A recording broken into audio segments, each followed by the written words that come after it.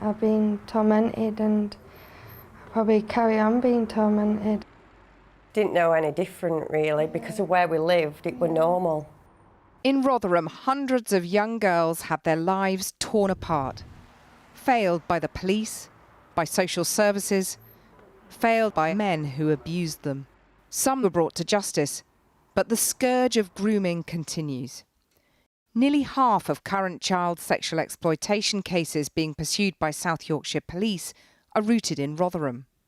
There has been progress, though, with 21 convictions over the last 3 years. For those victims brave enough to speak out in court, the law protects them with lifetime anonymity. Some, though, have decided to go further. Best friends Lindsay and Natalie tonight speaking on camera for the first time. Lindsay was 15 when she was abused by Arshid Ash Hussain. Arshid's brother Banaras Bono Hussain raped Natalie when she was just 13. Both were given lengthy jail sentences.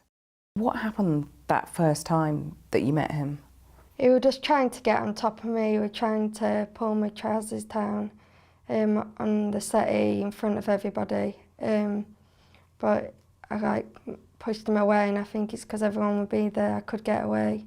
The following day, next day, my friend took me to his house and left me with him in the bedroom.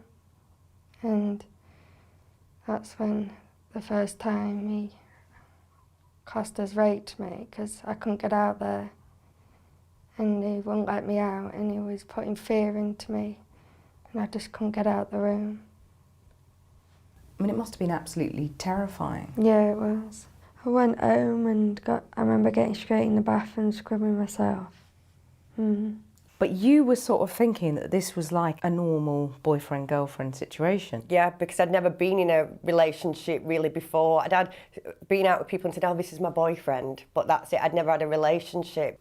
What did your parents think? My parents didn't know at first, and when I got pregnant, I didn't tell them. I kept it a secret for like 3 months. It was only afterwards that they knew. And having to end the pregnancy, what kind of toll did that take on you? It was torture because I couldn't tell anybody I was pregnant because they were older, like no adults. I think I told a couple of friends, but one minute I was wanting to keep it because I wanted, well, in my head I thought, oh, he's going to be with me and everything's going to be fine. Obviously it wouldn't have been. And Natalie, what impact did he have on your life?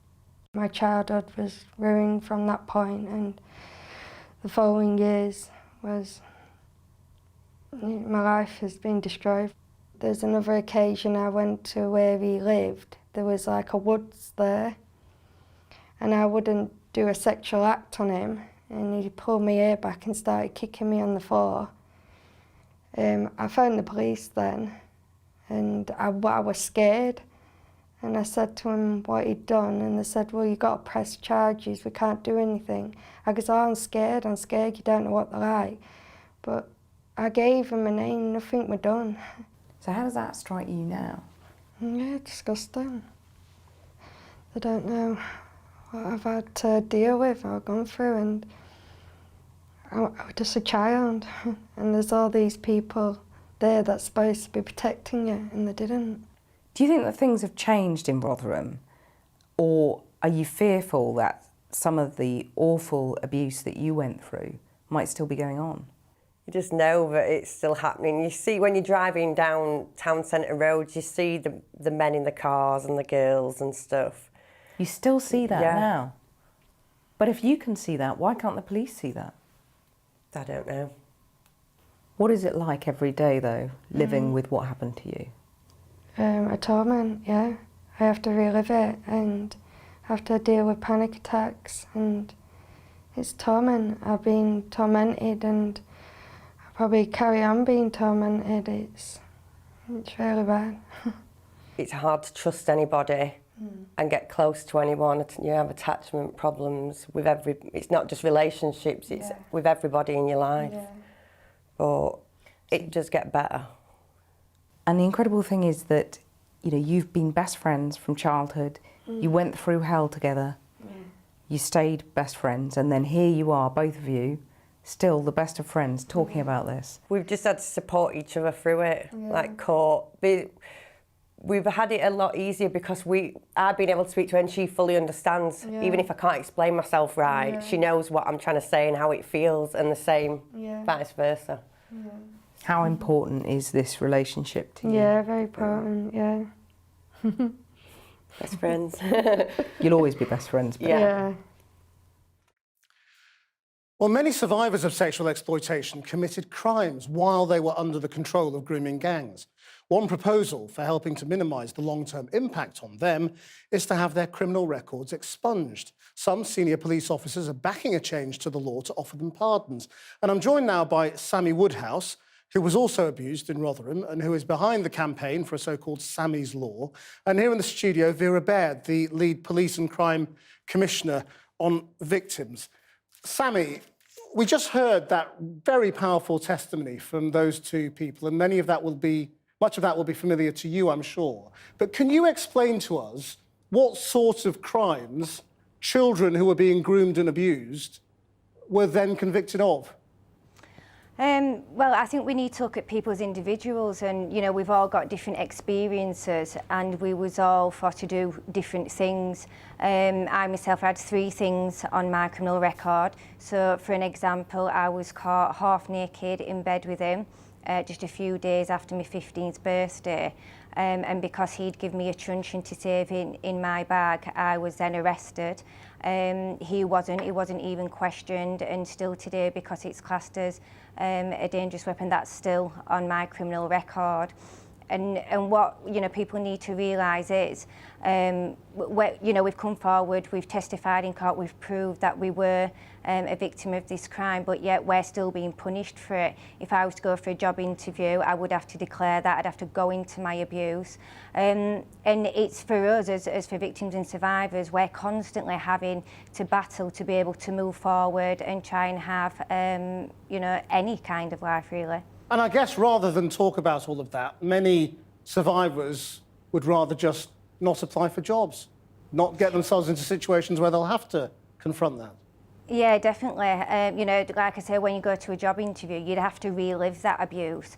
And, you know, for some people, it is so difficult to go through it. I mean, I've done it a lot now just because I'm a campaigner, but it's still very exhausting, it's draining, it's something, you know, I only do because I know it helps other people.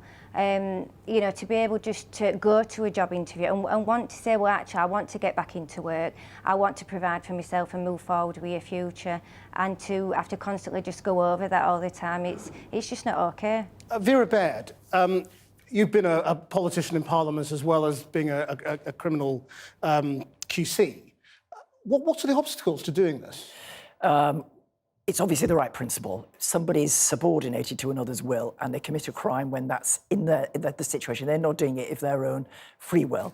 That's now recognised going forward. The modern slavery legislation, which is very new, of course, understands that principle. So do you think they wouldn't be convicted today? Well, in that there situation? would be a defence if they'd been enslaved, not groomed, but if they'd been enslaved or they'd been trafficked, then there is a defence that they did it because of that. If they're under 18, they don't even have to show they were compelled. They have to show that another similar person, i.e. their age and gender, would have done the same, i.e. that it was a reasonable and only response. And then they won't be prosecuted. So what seems quite wrong is that is going forward, and it is only about slavery and exploitation. This is about grooming, which is just as damaging, and we have to try and look back. But to do that, I think Sammy's hit the nail on the head. We probably have to do it on a case-by-case basis, and it probably needs legislation. So it can't be a blanket pardon for everybody? No, how could it be? It would be about the levels of grooming. Even the Modern Slavery Act only pardons low-level crime because of being suborned. It doesn't do stuff like kidnapping and murder. And obviously different levels of coercion are relevant to different levels of crime. You would have to show in each case, I think, what had happened.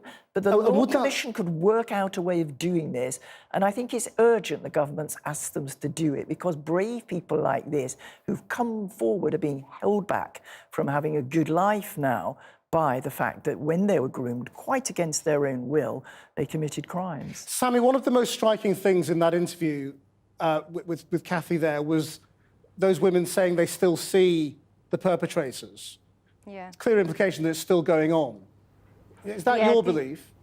Yeah, you know, it is still going on in Rotherham around the country. Some people think, oh, well, this only happens in Rotherham, and of course that's not true. It's a major problem for the country, not just street grooming. Online grooming now is absolutely huge. When it was happening to me, we didn't really have things such as Facebook, Instagram, you know, all the internet thing now. So that's a huge problem.